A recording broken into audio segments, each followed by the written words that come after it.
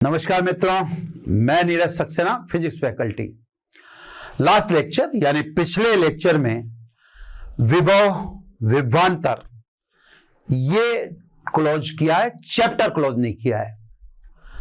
आपको लास्ट में E बराबर माइनस ग्रेड V है ना, यानी जो आपको रिलेशन पढ़ाया गया था उसके एंड में लास्ट लेक्चर के में वो था E बराबर minus dV dr r cap यानी माइनस ग्रेड V, और इसको अगर डिटेल में खोले तो I cap dV del V del x j cap del V del y and k cap del V del z है ना।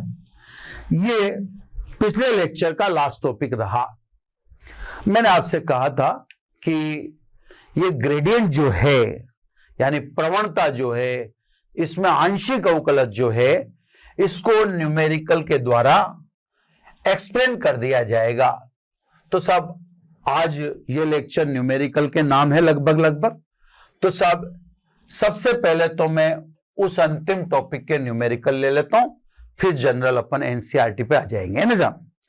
तो E बराबर ग्रेड V पर आधारित अपन दो न्यूमेरिकल डाल लेते हैं पहले, है ना। दो न्यूमेरिकल में पहले न्यूमेरिकल पे आओ साहब।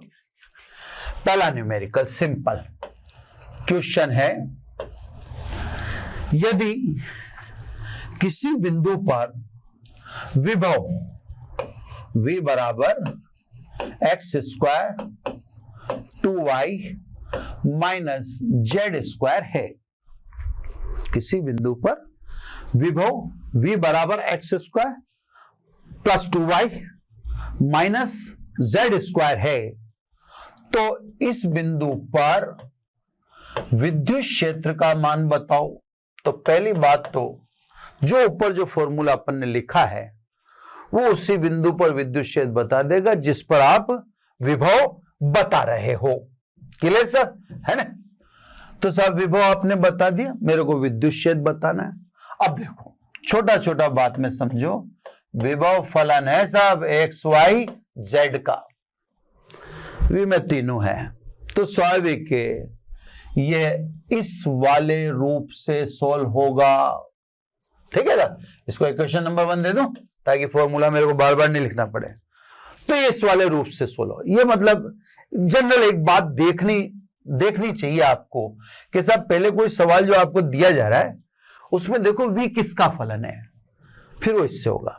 चलो साहब इसको क्या चाहिए, इसको चाहिए del V del x, del x V की वैल्यू रख दो x square plus 2y minus z square. मैंने आपको कल बता दिया था कि मैं आंशिक अवकलज का आपको अर्थ क्लियर कर दूंगा, वो मैं अब क्लियर करने जा रहा हूं। पूर्ण अवकलज और आंशिक अवकलज में अंतर है। पूर्ण अवकलज स्ट्रिक्ट नहीं होता आंशिक अवकलज की तरह, है ना। कैसे स्ट्रिक्ट नहीं होता उसको समझो। जैसे मान लो आंशिक अवकलज आप किसके रेस्पेक्ट में कर रहे हो, x के रेस्पेक्ट में, तो आंशिक अवकलज x के अलावा सभी को कांस्टेंट मानेगा। ऐसा पूर्ण अवकलज में नहीं होता है। अगर आप मैथमेटिक्स के स्टूडेंट हैं तो आप इस बात को समझ रहे होंगे, और आप बायोलॉजी के स्टूडेंट हो तो आप छोड़ो समझना ही, उसके चक्कर में ही मत पड़ो, है ना। फिर आप वही समझे जो मैं समझा रहा हूं, ठीक है। तो सब x के रेस्पेक्ट में कर रहे हैं, तो x के अलावा सब कांस्टेंट है।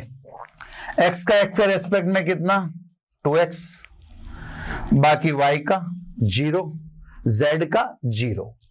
ये सब आंशिक अवकलज का मीन समझ गए होंगे आप कि इसमें ये स्ट्रिक्टनेस है। अब आ जाइए del V del y del y, है ना। V की वैल्यू रखो x square 2y minus z square. Again 3 बार समझाने का मौका मिल रहा है मुझे। अगेन आप अब किसके रेस्पेक्ट में कर रहे हैं आंशिक अवकलज, y के रेस्पेक्ट में, ये y के अलावा सभी को 0 मानेगा। जैसे मैंने ऊपर वाले में बताया था कि केवल इसने x का किया, बाकी 2y इसके लिए कांस्टेंट है, z इसके लिए कांस्टेंट है। ऐसे ही y के अलावा आपके जो भी अन्य होंगे, x को ये कांस्टेंट मानेगा, z को ये कांस्टेंट मानेगा, तो del x square del y, यानी एक्स स्क्वायर का differentiation with partial differentiation with respect to y 0, लेकिन 2y का तो 2y का y के रेस्पेक्ट में 1 एंड z स्क्वायर का 0 है ना। तो आंशिक अवकलज को फिर दोबारा देखा आपने कि आप y के रेस्पेक्ट में कर रहे हैं, तो ये y के अलावा अदर को कांस्टेंट मानता है ना, केवल y को वेरिएबल मान के उसका डिफरेंशिएशन करता है। अब आ जाइए डेल v डेल z है ना, डेल z v की वैल्यू वही है x square plus 2y minus z square, clear sir. Differentiation partial differentiation करेंगे आप वापस, फिर मैं आपको चेताता हूं या फिर मैं आपको बताता हूं कि ये आंशिक अवकलज है। आप z के रेस्पेक्ट में कर रहे हैं तो ये x और y को कांस्टेंट मानता है, x को कांस्टेंट मानता है तो x का 0, 2 तो कांस्टेंट है इसे, y का भी 0 माइनस z स्क्वायर का 2z, ठीक है ना। तो सब डेल डेल x कितना आया 2x आया, डेल डेल y कितना आया 2 आया, और डेल डेल z कितना आया माइनस 2z आया, है ना। अब ये आपने सभी डिफरेंशिएशन या पार्शियल डिफरेंशिएशन कर लिए, पुट इन 1 बाय इक्वेशन 1, एक में डाल दो सब, ये सभी मान एक में डालो, E is equal to minus, ये माइनस लगेगा आगे ना, ऐसे समझो आप, ये ब्रैकेट में बंद कर दिया और यहां माइनस चिन्ह लगा दो आप, है ना, क्लियर। ये माइनस मैंने लगा ही दिया, वैल्यू पुट करो आई कैप, है ना, ये रहा i cap, del by del x की वैल्यू पुट करो कितनी है 2x, ठीक है। अब आ जाओ जे कैप, ठीक है, डेल बी डेल वाई की वैल्यू पुट करो 2, अब आ जाओ K cap, del by del Z की वैल्यू पुट करो माइनस 2z, फाइनल लिखो, या लिख देता हूं फाइनल, इसलिए E is equal to minus, चाहे तो अंदर ले जाओ चाहे तो बाहर पर अंदर ले जाओ, तो कितना हो गया माइनस 2x आई कैप, ये माइनस गया, ये माइनस अंदर ले जाओ तो माइनस 2j कैप, ये चला गया, और ये माइनस माइनस क्या हो जाएगा प्लस, तो क्या हो गया सब प्लस 2z के कैप, ये विद्युत क्षेत्र मात्रक लिख दो न्यूटन प्रति कूलम। तो सब जिस बिंदु पर विभव का मान v बराबर x square 2y minus z square है, उस बिंदु पर विभव, उस बिंदु पर विद्युत क्षेत्र minus 2x i cap minus 2j cap plus 2z के कैप होता है। यानी एक तो इस रिलेशन की एक खासियत है कि इसमें आप स्केलर यानी अदिश पुट करते हो और यह आपको सदिश देता है, यह भी एक इसकी खूबी है ना। तो सब एक तो ये बात होगी, एक न्यूमेरिकल तो ये ग्रेडियंट समझाने में गया। अब एक न्यूमेरिकल अलग से करवाना जरूरी होता है, क्यों होता है, क्योंकि अगर यही समझते रहे तो फिर आगे गड़बड़ हो सकती है, इसे एक न्यूमेरिकल और करवाना होता है, वो देखो क्या होता है। अब ये सब क्वेश्चन है, v is equal to 343 upon r, ये सब v और r का रिलेशन दे दिया, तो ये कह रहा है r is equal to 2i cap minus 3j cap plus 6k cap पर इलेक्ट्रिक फील्ड बताओ। ई की वैल्यू बताओ, है ना। तो सब ये गजब की चीज हो जाती है ना।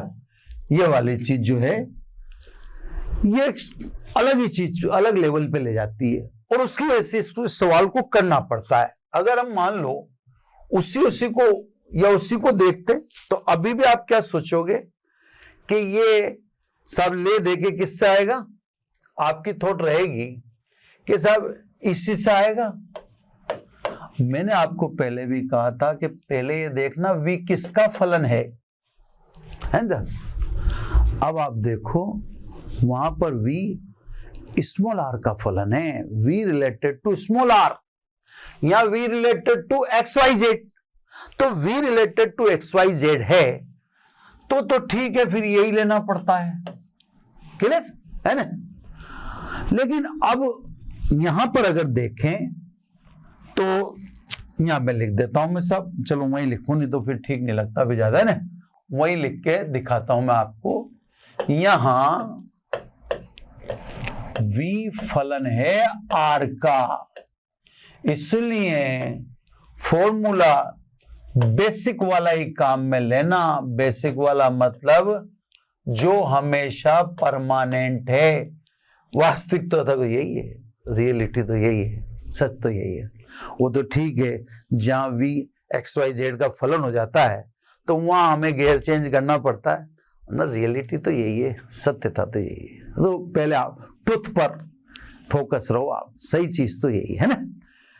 इसका हो सकता है मैंने इसके मतलब नहीं बोले हूं, मैं आपको इसका मतलब बोलता हूं। मैंने पिछले लेक्चर में एंड किया था और यहीं पे एंड करके छोड़ दिया था, तो इसका मतलब समझो। ये दो बातें बताता है। ये बताता है पहली बात कि विद्युत क्षेत्र विभव की ऋणात्मक प्रवणता के बराबर होता है। विद्युत क्षेत्र विभव की ऋणात्मक प्रवणता के बराबर होता है, तथा विद्युत क्षेत्र की दिशा विभव के घटते मान की ओर होती है। तो अब ये मेरी बात को आप सोचना, मनन करना, दोनों बातें एक्यूरेट है। तो ये रिलेशन ये भी बताता है, जो हो सकता है पिछले लेक्चर में जो एंड था, तो लेक्चर बढ़ने लग जाता है ना, तो फिर उसमें थोड़ी सी जल्दी करनी पड़ जाती है एंड में, क्योंकि आपको अगर 1.5-2 घंटे के अगर लेक्चर देने लग जाएंगे तो आप नींद भी आ जाएगी, आप पढ़ भी नहीं पाओगे इतना। तो हमें उस बाउंड्री को मेंटेन रखना पड़ता है। इसलिए कई बार क्या होता है कि कई चीजें उस जल्दबाजी की वजह से या टाइम बाउंडेशन की वजह से बोलने में नहीं आती, फिर भी हमें ध्यान रहता है ना। तो सब इसके दो अर्थ हैं। विद्युत क्षेत्र विभव की ऋणात्मक प्रवणता के बराबर होता है तथा विद्युत क्षेत्र की दिशा विभव के घटते मान की ओर होती है ना साहब। अब आ जाओ सब वापिस अपने, तो ये इससे होगा, रखो साहब E is equal to minus D D R, V की वैल्यू रख दो 343 आर आर कैप, ठीक है। अवकलन करो, E बराबर माइनस, इसका अवकलन करें सर, तो अवकलन करें तो 343 1/r का अवकलन -1/r स्क्वायर, है ना। आर कैप को क्या लिखें, ये सब वाला, है ना, क्योंकि किसी सदिश में उसी के मान का यानी मैग्नीट्यूड का यानी परिमाण का भाग दें तो प्राप्त सदिश को इकाई से। दोबारा देख लें, ये 343 तो कांस्टेंट है, ये मैंने बाहर निकाल दिया। 1/r का अवकलन होता है -1/r स्क्वायर, ये मैंने दिखा दिया अवकलन करके, ये दिखा दिया। और आर कैप सदिश तथा उसका परिमाण, उसके अनुपात को एकांक सदिश कहते हैं, यानी स्वयं में स्वयं का भाग दे तो प्राप्त सदिश को एकांक कहते हैं। माइनस माइनस प्लस हो गया, तो सब E ये हो गया आपका 343, माइनस माइनस तो प्लस हो गया, ये R क्यूब और ये R। अब इसमें वैल्यू पुट करनी है, सदिश R की तो डायरेक्ट ये है इससे आपके पास, ये रही है ना, ये तो दी गई है। परिमाण निकाल लेता हूं, फिर मैं पुट कर देता हूं, क्योंकि इसका परिमाण यानी R किसके बराबर साहब, I के गुणज का वर्ग, J के गुणज का वर्ग और K के गुणज का वर्ग का योग का वर्गमूल। चकनक 36 यानी 36 36 39 और 2 2 4 है ना। तो 9 4 13 13 और 36 49। रूट 49 का मतलब कितना हुआ 7। क्लियर साहब। अब वैल्यू पुट कर दो, तो ये वैल्यू पुट कर दे साहब। Vector E is equal to 343, ये स्मॉल आर की वैल्यू आ गई 7 और सदिश R 2i cap minus 3j cap plus 6k cap. ठीक है ना, माइनस माइनस सब कंज्यूग है।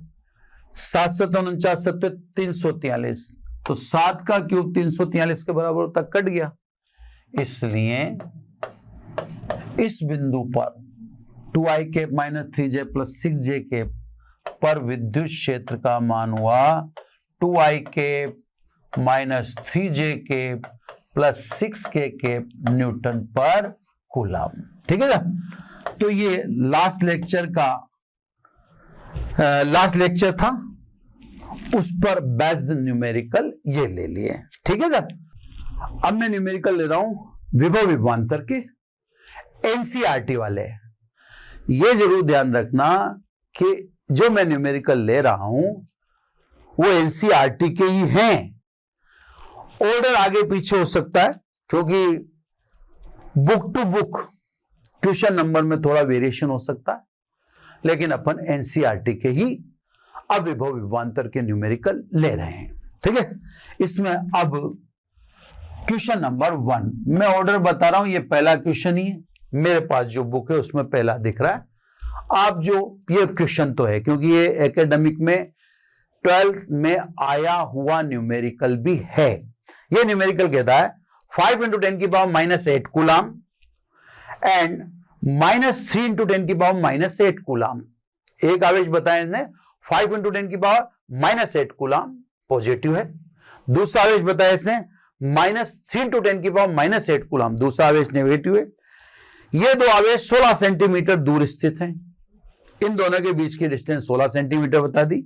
अब ये कह रहा है दोनों आवेशों को मिलाने वाली रेखा के किस बिंदु पर विद्युत विभव 0 होगा। अनंत पर विभव 0 मान लीजिए, तो हमारे सूत्र तो अनंत पर विभव को 0 मानकर ही बने हुए हैं। यानी ये यूं कह रहा है आपने जो सूत्र बनाया आप उनका यूज कर लीजिए, तो करेंगे, इससे कोई दिक्कत वाली बात नहीं। दो आवेश हैं साहब, है ना। एक को ए बोल दूं, Q1 5 × 10 की पावर -8 कूलम, ये बी यहां पर Q2 -3 × 10 की पावर -8 कूलम। इन दोनों के बीच की दूरी ये बता दी गई है 16 सेंटीमीटर।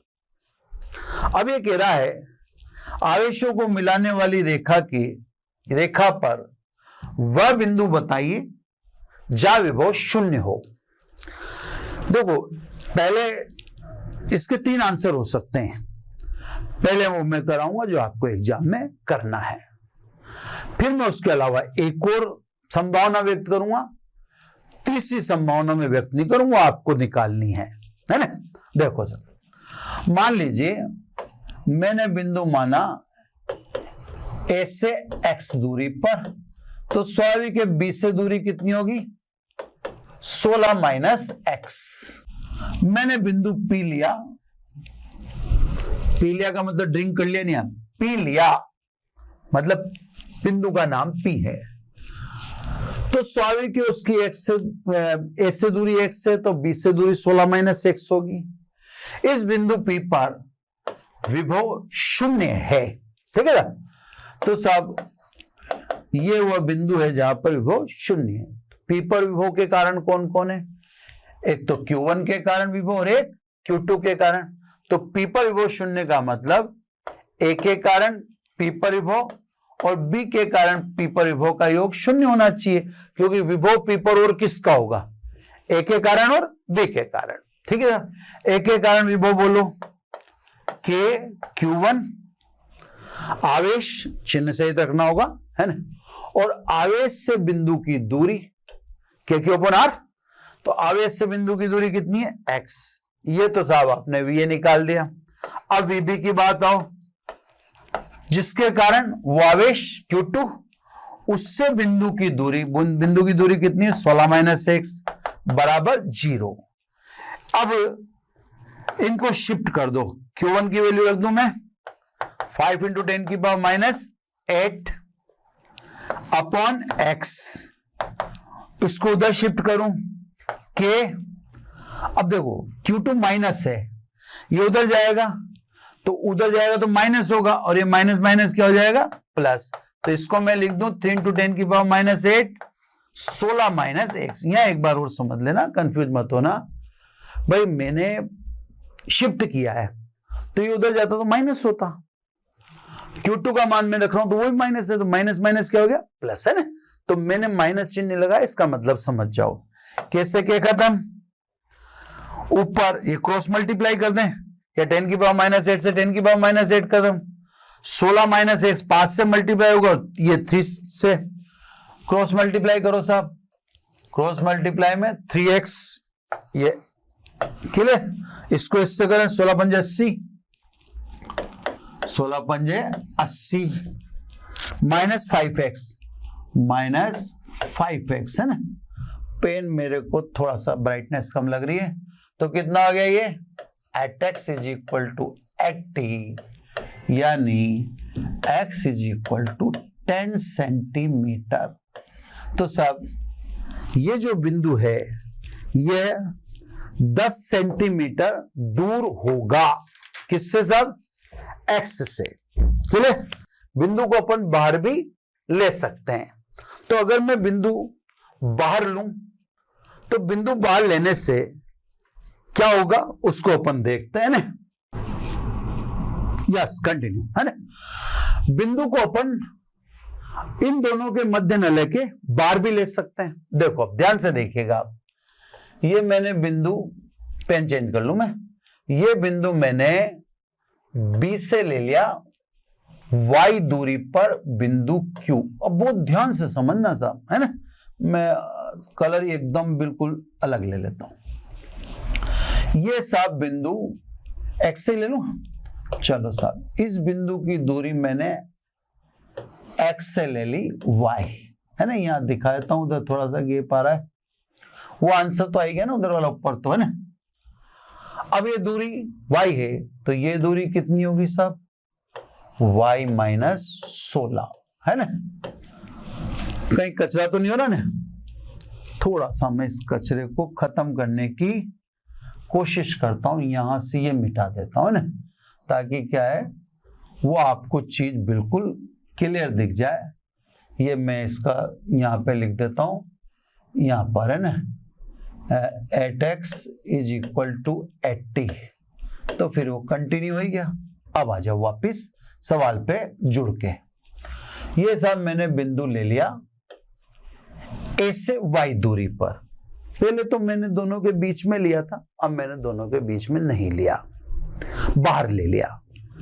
अभी एक संभावना और है, मैं इधर भी ले सकता था, वो मैं नहीं कराऊंगा, वो आप करके देखना, है ना।